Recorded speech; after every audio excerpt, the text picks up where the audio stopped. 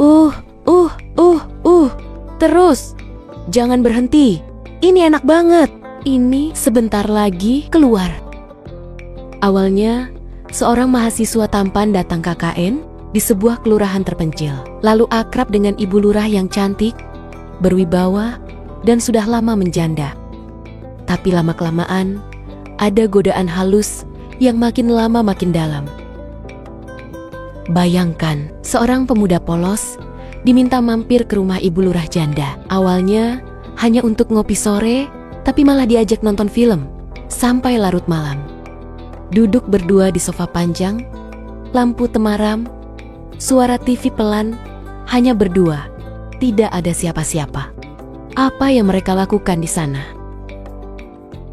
Sebelum lanjut, seperti biasa absen dulu di komentar ya, dari daerah mana kamu berasal, dan jam berapa kamu nonton video ini. Oke, kita langsung saja mulai ke cerita lengkapnya. Di sebuah kelurahan kecil di Sumatera, hidup seorang wanita bernama Ibu Sari. Usianya sudah kepala 4, namun pesonanya tidak luntur dimakan waktu. Ia dikenal sebagai ibu lurah yang cantik, anggun, dan sangat disegani oleh masyarakat. Wibawanya terpancar dari cara berbicara yang tenang, rapi dalam berpakaian, dan tegas dalam mengambil keputusan. Suaminya sudah lama meninggal, dan sejak itu Ibu Sari menjalani hidup sebagai janda kaya yang memilih mengabdikan diri sepenuhnya untuk masyarakat. Suatu hari, kelurahan tempat Ibu Sari memimpin kedatangan rombongan mahasiswa KKN dari salah satu universitas ternama. Mereka datang untuk tinggal selama 2 bulan sambil menjalankan berbagai program pengabdian masyarakat. Di antara belasan mahasiswa itu, ada satu nama yang paling menonjol. Namanya Yoga. Yoga ini beda, bukan hanya karena wajahnya yang tampan atau posturnya yang tegap, tapi lebih karena sikapnya yang sopan, santun, dan cerdas berbicara. Dia cepat akrab dengan warga, aktif memberi ide, dan bisa diandalkan. Tidak butuh waktu lama, Yoga jadi pusat perhatian, termasuk perhatian dari Ibu Sari sendiri. Karena sikapnya yang rajin dan cekatan, Yoga mulai sering dipanggil ke kantor kelurahan. Awalnya, hanya membantu hal-hal kecil seperti dokumentasi kegiatan, menyusun laporan warga, atau sekadar membantu acara seremonial. Tapi dari situlah, kedekatan awal antara Yoga dan Ibu Sari mulai tumbuh. Ibu Sari melihat Yoga bukan hanya sebagai mahasiswa, tapi juga sebagai sosok muda yang menyenangkan diajak bicara. Suatu hari, setelah rapat kelurahan selesai lebih awal, Ibu Sari meminta tolong pada Yoga untuk mengantarkannya pulang ke rumah dinas. Permintaan itu terdengar biasa saja, tapi menjadi awal dari rutinitas baru mereka. Hampir setiap sore setelah kegiatan, Yoga mengantar Ibu Sari pulang. Hubungan mereka awalnya tetap dalam batas formal. Yoga memanggilnya Bu, dan Ibu Sari memperlakukan Yoga sebagaimana dia memperlakukan warga atau stafnya. Namun, pertemuan demi pertemuan membawa suasana yang berbeda. Kadang Ibu Sari minta ditemani sebentar di teras belakang rumahnya, sekadar ngobrol sambil menikmati kopi sore. Yoga, sebagai mahasiswa sopan, tak pernah menolak. Obrolan mereka awalnya soal kelurahan, program KKN, atau budaya masyarakat setempat. Tapi seiring waktu, topik-topik ringan itu mulai bercampur dengan cerita pribadi. Ibu Sari mulai sering bertanya soal kehidupan pribadi Yoga, asalnya dari mana, tinggal dengan siapa, punya pacar atau tidak. Yoga menjawab dengan santai, merasa semua itu hanya basi-bosi orang tua ke anak muda. Namun dari pihak Ibu Sari, ada perasaan yang mulai tumbuh. Meskipun belum ia tunjukkan secara gamblang. Yang jelas, dia mulai merasa nyaman ditemani oleh Yoga. Malam-malam yang biasanya ia lalui sendiri, kini ada seseorang yang menghibur pikirannya. Meski hanya sebentar, percakapan dengan Yoga menjadi momen yang ia tunggu-tunggu. Teman-teman KKN Yoga sempat heran, kenapa Yoga sering pulang lebih malam dari yang lain. Tapi Yoga selalu beralasan bahwa ia diminta bantu oleh pihak kelurahan. Dan memang benar begitu hanya saja. Bantuan itu perlahan bergeser dari urusan kantor ke hal-hal yang lebih personal. Di mata Yoga, Ibu Sari adalah sosok wanita yang luar biasa. Tapi ia belum menaruh apa-apa, belum berpikir macam-macam. Baginya, ini hanya bentuk penghormatan terhadap pemimpin wilayah, sekaligus rasa kasihan kepada seorang janda yang tampak kesepian. Ia belum tahu bahwa hubungan ini pelan-pelan akan membawanya ke situasi yang jauh lebih rumit dari sekadar tugas KKN biasa. Setelah beberapa minggu KKN berjalan, kedekatan antara Yoga dan Ibu Sari sudah menjadi pemandangan biasa di kelurahan. Yoga, dengan sifatnya yang ringan tangan dan sopan, memang disukai banyak orang. Tapi entah mengapa, hubungan antara Yoga dan Ibu Lurah tampak sedikit berbeda. Ada kenyamanan yang mulai terbentuk di antara mereka.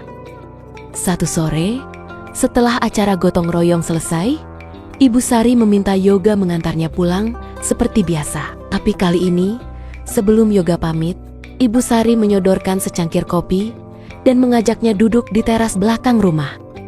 Tempat itu tenang, rindang oleh pohon mangga tua, dan sering jadi tempat favorit Ibu Sari untuk menenangkan pikiran. "Mampir dulu sebentar, Yok. Kasihan, kamu sudah bantu dari pagi, belum sempat istirahat," ucap Ibu Sari sambil tersenyum.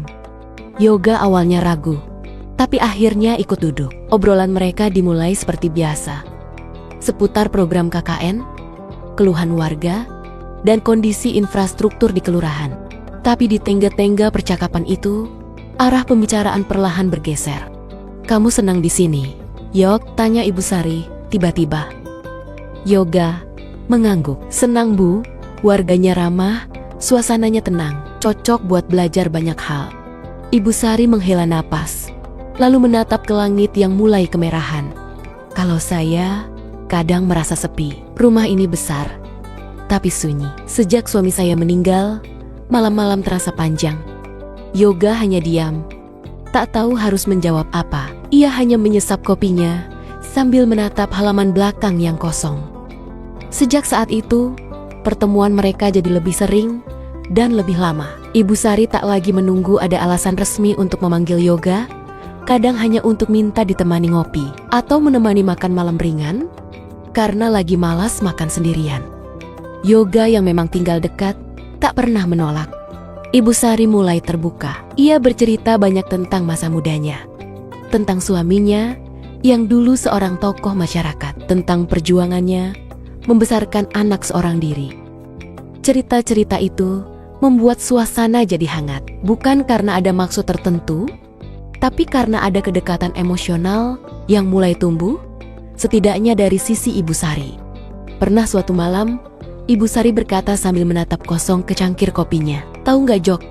Kadang saya cuma ingin ada orang yang mau dengar cerita saya. Bukan karena saya ini Ibu Lurah, tapi karena saya manusia biasa yang juga bisa kesepian."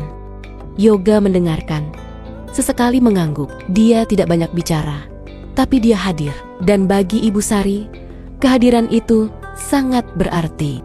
Di sisi lain, Yoga tak pernah menaruh niat lebih. Ia tetap menjaga jarak dalam hati.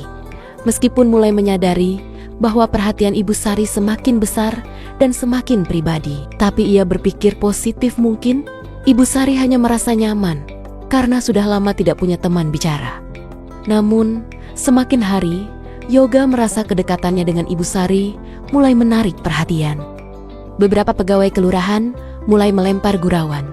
"Yoga, kamu kok sering banget di rumah Bu Lurah? Jangan-jangan bentar lagi jadi menantu kelurahan ya?" Yoga hanya tertawa, menanggapinya seperti angin lalu. Tapi dalam hatinya, ia mulai merasa kedekatan ini membuka pintu yang mungkin tidak seharusnya ia masuki terlalu dalam.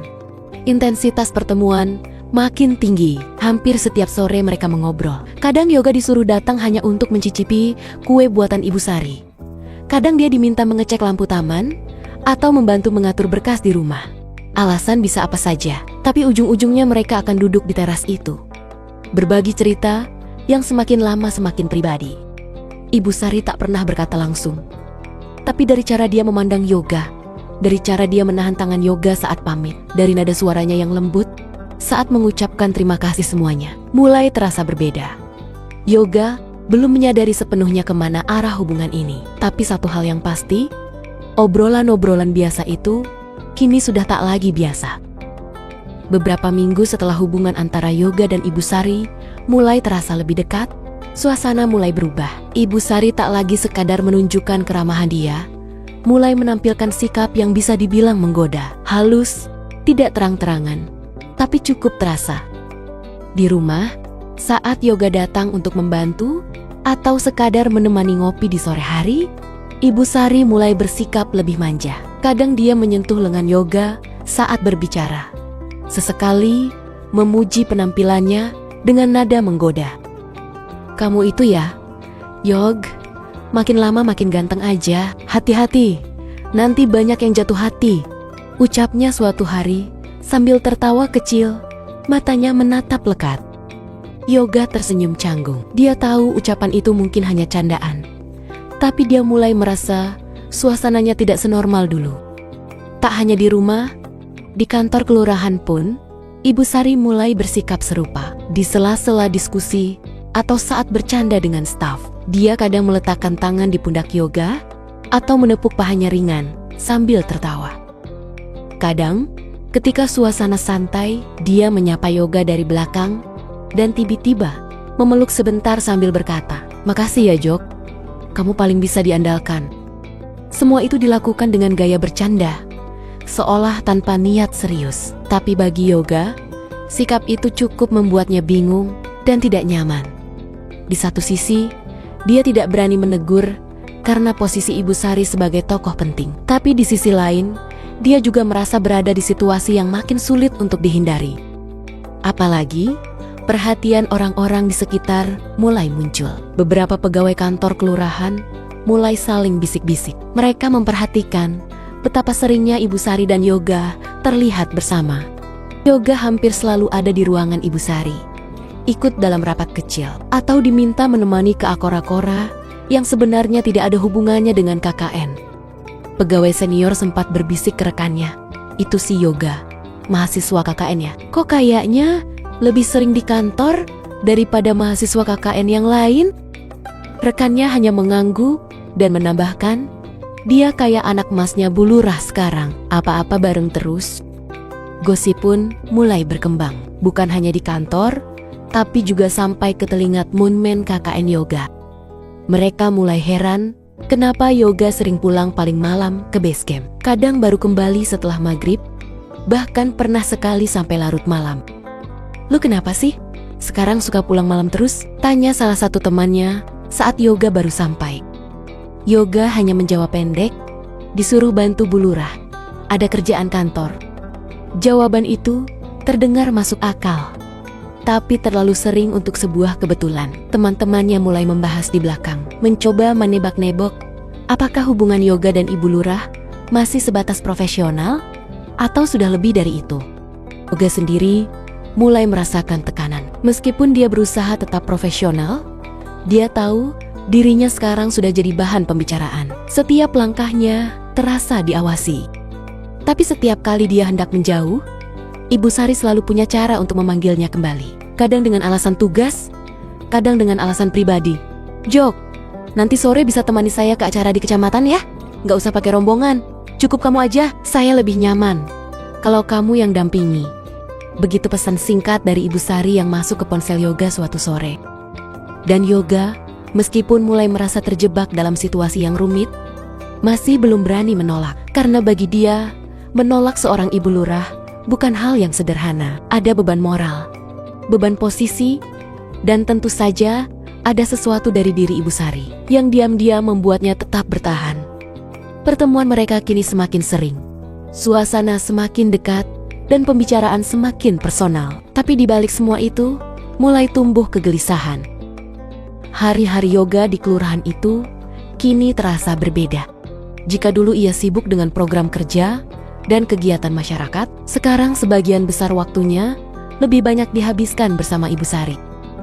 Entah untuk urusan kantor, urusan rumah, atau sekadar menemani waktu-waktu lengangnya. Kedekatan mereka kini sudah tidak bisa disembunyikan lagi.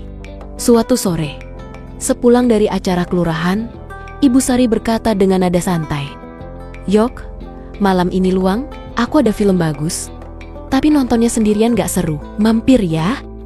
Yoga sebenarnya ragu, tapi akhirnya menurut. Ia datang setelah maghrib, masih mengenakan kemeja yang sama dari siang tadi. Ibu Sari sudah menunggunya di ruang tengah dengan setumpuk camilan dan 2 gelas teh hangat. Film yang diputar bukan film romantis, tapi suasana di ruangan itu justru mengarah ke sana. Selama film berlangsung, sikap Ibu Sari semakin lembut dan menggoda secara emosional. Dia tak lagi menyembunyikan bahwa dia menikmati kebersamaan itu. Tangannya sesekali bersandar di lengan Yoga, dan saat tertawa, tubuhnya mendekat tanpa jarak. Yoga tetap berusaha menjaga batas, tapi batas itu, malam itu, mulai kabur perlahan. "Aku tuh senang ya kalau ada kamu di sini," kata Ibu Sari tanpa menatap Yoga. "Rumah ini biasanya sepi banget, tapi kalau kamu datang, rasanya beda, ada hidupnya." Yoga hanya tersenyum kecil. Dia bingung harus berkata apa. Suasana sudah terlalu akrab, terlalu nyaman, dan itu membuat hatinya mulai goyah. Ibu Sari kemudian bergeser sedikit lebih dekat. "Kadang aku mikir, kamu itu datang di waktu yang pas, saat aku lagi butuh teman, butuh seseorang yang bisa bikin aku merasa diperhatikan." Malam itu, film selesai, tapi mereka masih duduk diam. Tak banyak bicara, hanya menikmati keheningan yang terasa makin berat. Jam sudah lewat pukul 11 malam. Saat Yoga hendak berpamitan, Ibu Sari tiba-tiba menahan lengannya. "Yok, nginep aja di sini malam ini. Udah terlalu malam buat kamu pulang. Nggak enak juga sama teman-temanmu kalau mereka mikir macam-macam." Yoga terdiam. Kalimat itu sederhana, tapi mengandung makna yang tak sederhana. Ia bisa membaca dari nada bicara Ibu Sari, dari tatapannya yang tak lagi sekadar perhatian nada, sesuatu yang ingin ia sampaikan, tapi tak pernah benar-benar diucapkan. Beberapa detik mereka hanya saling pandang. Tidak ada gerakan, tidak ada suara selain detak jam dinding. Akhirnya Yoga menjawab, pelan, "Kalau saya nginep, tidur di mana, Bu?" Ibu Sari tersenyum kecil. "Tenang aja, kamarnya banyak, aku nggak akan ganggu." Kalimat itu ringan, tapi tidak menenangkan. Justru membuat suasana makin ambigu. Namun malam itu, Yoga tidak pulang ke base camp.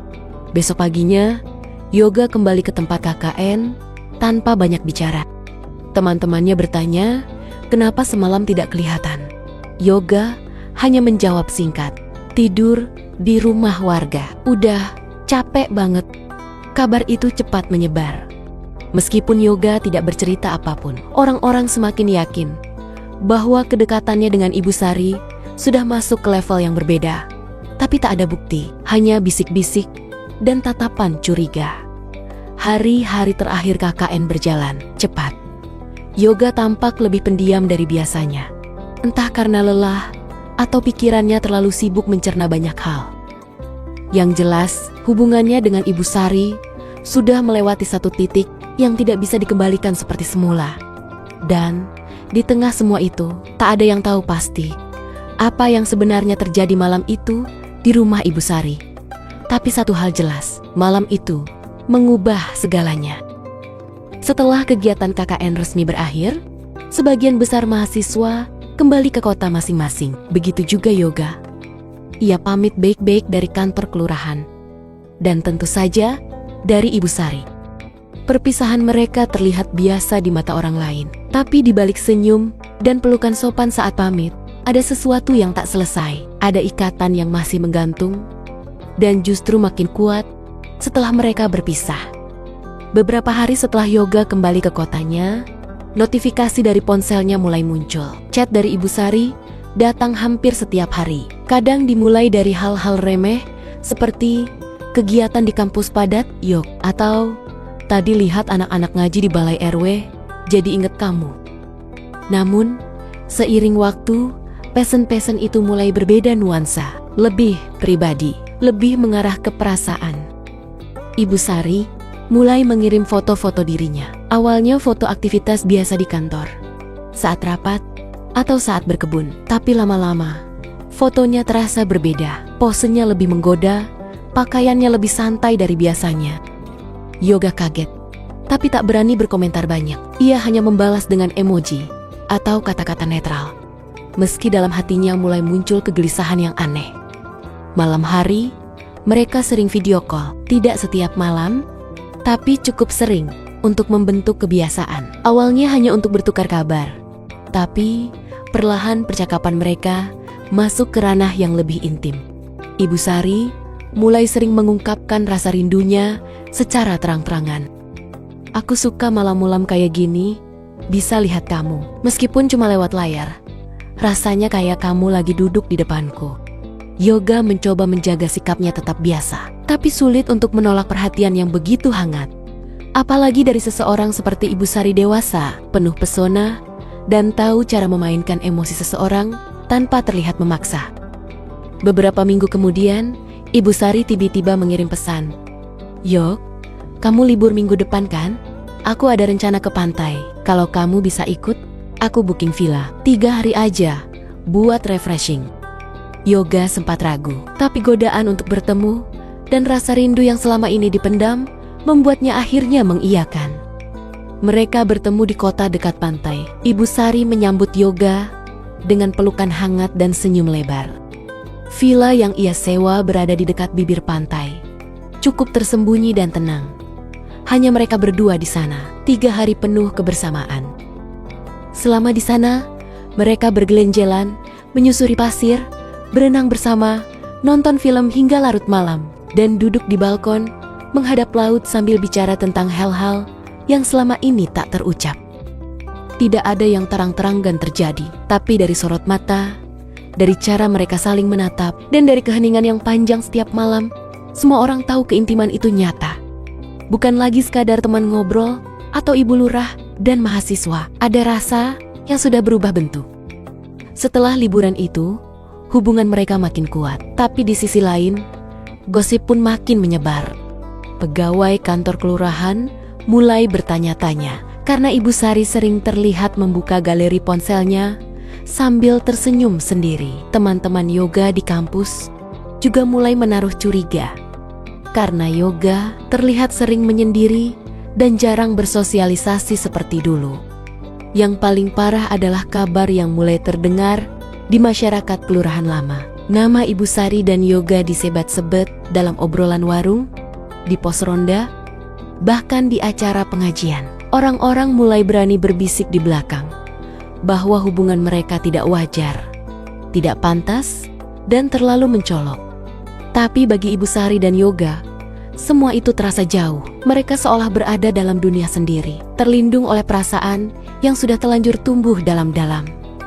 Cinta yang tumbuh diam-diam, tapi mengakar kuat meski di luar sana dunia terus bicara. Hari-hari setelah liburan ke pantai tak lagi sama.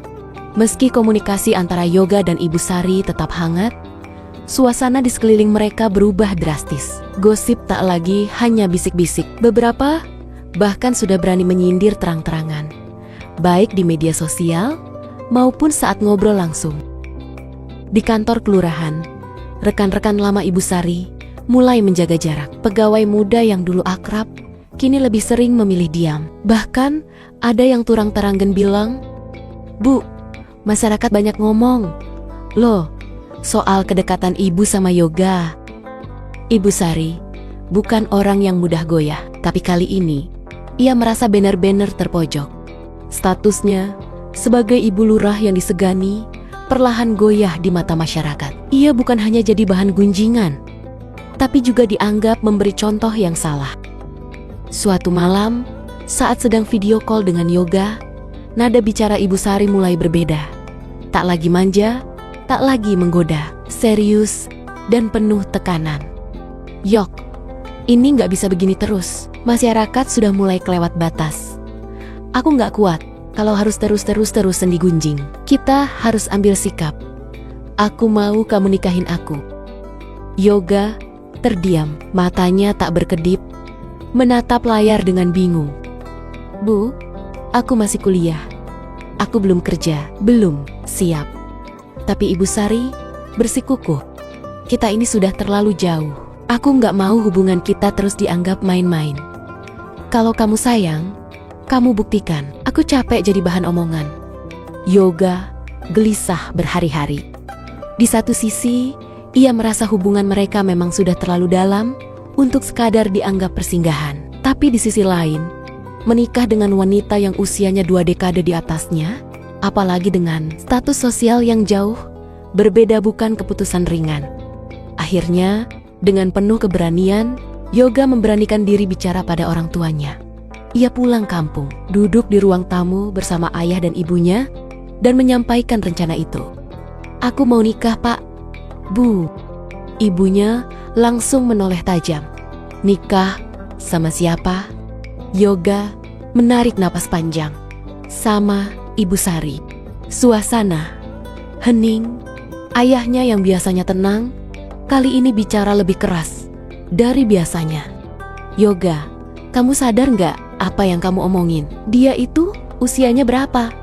Dia janda. Yoga, dia pejabat. Kamu masih kuliah." Ibunya ikut menimpali. Air matanya mulai mengalir.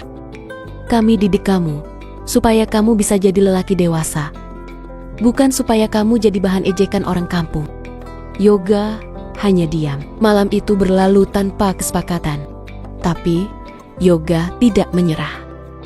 Esok harinya, ia bicara dari hati ke hati. Ia jelaskan bahwa ini bukan sekadar hubungan sesaat. Ia bukan anak kecil yang sedang coba-coba. Ia akui bahwa selama ini Ibu Sari bukan hanya jadi tempat curhat, tapi juga jadi seseorang yang membuatnya merasa dihargai, didengar, dan diberi kehangatan. Cinta itu nggak selalu harus sesuai harapan orang, Pak. "Bu, tapi aku yakin sama dia. Aku serius." Mendengar kata-kata itu, ibunya menangis lagi, tapi kali ini tak membantah. Ayahnya pun akhirnya mengangguk pelan, meski dengan wajah berat. Pernikahan itu akhirnya terjadi. Diselenggarakan secara sederhana, tapi sah secara hukum dan agama. Beberapa keluarga datang dengan raut muka tak percaya. Sebagian tamu hanya datang karena rasa hormat, bukan karena restu. Di sisi lain, masyarakat pun makin ramai membicarakan. Ada yang bilang, itu cinta sejati. Ada juga yang mencibir bahwa Yoga hanya mengejar kenyamanan. Tapi bagi keduanya, semua komentar itu tak lagi penting. Yoga duduk di pelaminan dengan setelan jas sederhana. Ibu Sari di sampingnya tampak anggun, meski terlihat jelas perbedaan usia di wajah mereka. Beberapa tamu pulang dengan geleng kepala. Beberapa lainnya hanya diam sambil memperhatikan. Tapi tidak ada yang tahu seberapa besar perjuangan batin di balik keputusan itu. Hari itu, cinta mereka bukan lagi sekadar rasa, tapi keputusan. Dan keputusan itu tidak datang dengan ringan. Ia datang dengan risiko, dengan air mata, dan dengan keberanian untuk melawan logika demi sebuah perasaan yang tak bisa dijelaskan. Beberapa minggu setelah menikah, sebuah kabar kembali menggegerkan kelurahan tempat Ibu Sari dulu menjabat. Kabar yang menyebar tak lama setelah pernikahan itu terdengar begitu cepat, seolah angin sendiri yang membawa desas-desusnya. Ibu Sari hamil. Bisik-bisik itu terdengar dari warung, dari pos ronda, bahkan di grup WhatsApp RT. Yang lebih mengejutkan, usia kandungannya ternyata lebih tua dari usia pernikahannya. Ih, berarti hamil duluan? Ibu lurah tuh, panutan. Kok begitu? Komentar-komentar seperti itu tak pernah berhenti. Bahkan orang-orang yang dulu memuji Ibu Sari sebagai perempuan kuat dan terhormat, kini berbalik arah, menjadikannya bahan cibiran. Yoga pun tak luput. Ada yang bilang ia sudah ditangkap duluan. Ada juga yang sinis, menuduhnya hanya numpang hidup. Tapi di tengah badai itu, mereka berdua justru memilih diam, tidak membantah, tidak membenarkan, hanya menjalani hari demi hari. Yoga kini sudah lulus kuliah. Ia tidak melamar kerja seperti teman-temannya. Ia justru fokus mengelola bisnis peternakan sapi milik keluarga Ibu Sari. Lahan luas yang dulu hanya dimanfaatkan sebagian, kini mulai dikelola lebih serius. Yoga bangun pagi, turun langsung ke kandang, belajar dari petani dan pekerja setempat, mencatat segala hal dengan teliti. Dia tak lagi hanya mahasiswa kritis, tapi sudah mulai berubah menjadi pria dewasa yang memikul tanggung jawab.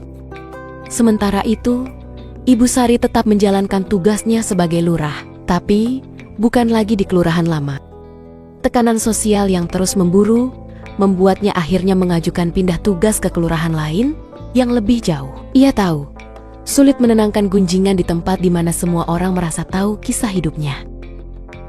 Di kelurahan baru, meski masih ada yang mengenal kisahnya dari gosip yang meluas, setidaknya ia bisa bernapas lebih lega. Tak ada lagi yang menatapnya dengan pandangan setengah heran. Tak ada yang bertanya basi-basi dengan nada menyelidik. Beberapa bulan kemudian, bayi mereka lahir. Laki-laki, sehat, tangisnya yang nyaring, seolah jadi tanda bahwa hidup baru memang benar-benar telah dimulai. Yoga memberi nama anak itu Galang, nama yang berarti kuat, teguh, dan kokoh. Nama itu bukan hanya doa untuk si anak, tapi juga cerminan dari apa yang mereka berdua perjuangkan selama ini. Cinta yang tidak dimulai dari norma umum, tapi tumbuh dari rasa saling membutuhkan dan saling melengkapi. Tentu saja, omongan tak pernah benar-benar berhenti. Bahkan saat mereka sudah menjalani rumah tangga dengan tenang, tetap saja ada yang tak percaya bahwa hubungan itu murni karena cinta. Tapi bagi Yoga dan Ibu Sari, semua komentar itu hanya suara-suara di luar rumah. Yang penting, di dalam rumah mereka ada tawa, ada tangis bayi, ada pagi-pagi sibuk, dan ada malam-malam tenang. Kadang, mereka duduk di teras rumah baru mereka. Yoga menyeduh kopi, Ibu Sari menggendong Galang. Dan tanpa perlu berkata apa-apa, mereka tahu, keputusan mereka mungkin sulit, tapi mereka tak pernah menyesal. Cinta mereka memang bukan cinta biasa. Usia mereka terpaut jauh. Latar belakang mereka berbeda. Awalnya pun semua terlihat tak masuk akal. Tapi mereka memilih tetap berjalan bersama, meski harus melawan arus, meski harus dibenci